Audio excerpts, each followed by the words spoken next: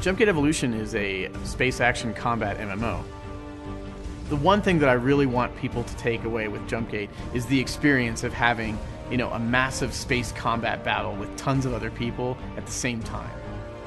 My name's Herman Petershek, and I'm the producer on Jumpgate Evolution.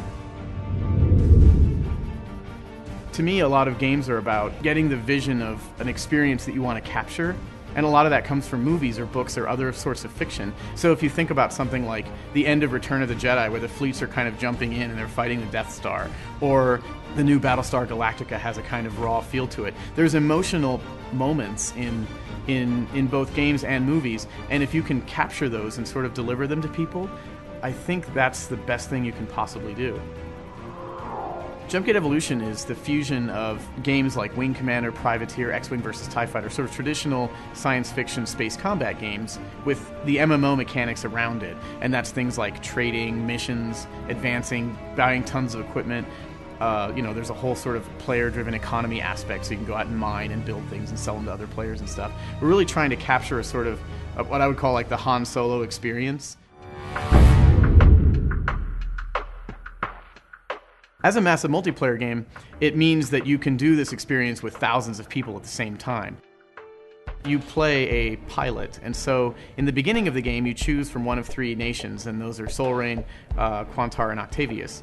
The Solrain nation is sort of this mercantile state, but they're also kind of mafia. The Octavians we think of them as sort of Spartans. So they have this militaristic nature, but they're also mercenary in some way. The Quantar tend to be more spiritual as opposed to, say, religious, and so they have this mystic side, and so by having those three different groups to choose from, it allows players to have a rich experience so that they can experience the universe from three different sides.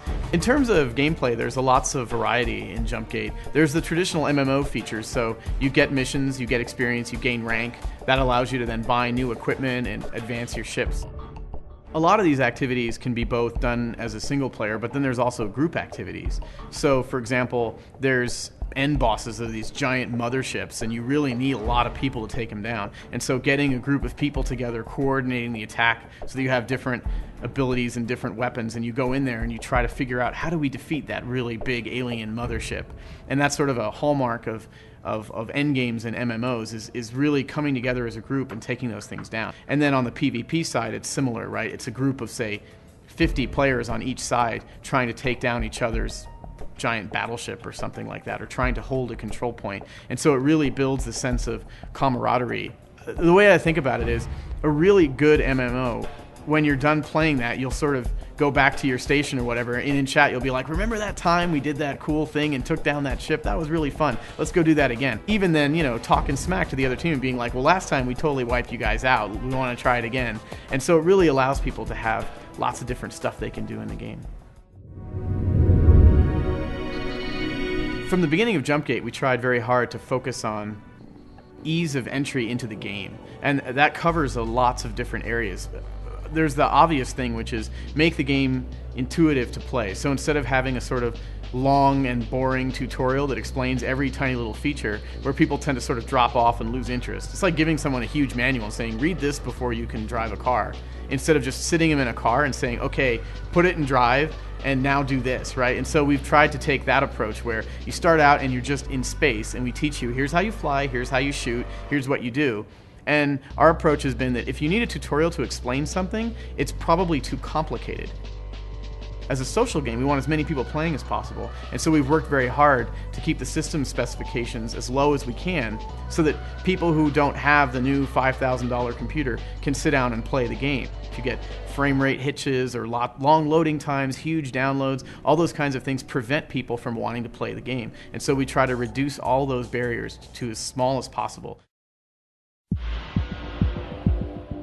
There's lots of different reasons that people are going to enjoy Jumpgate Evolution. For one thing, it provides a unique experience that hasn't been done yet. There's lots of fantasy MMOs out there, but there's not much else, and there's nothing that's really a space action experience online. And so when we approach games here at NetDevil, we try to think about what would we like to play in a game that's not there, and then provide that, and then there's probably going to be a market for that as well, right? Because there's going to be other people that want that.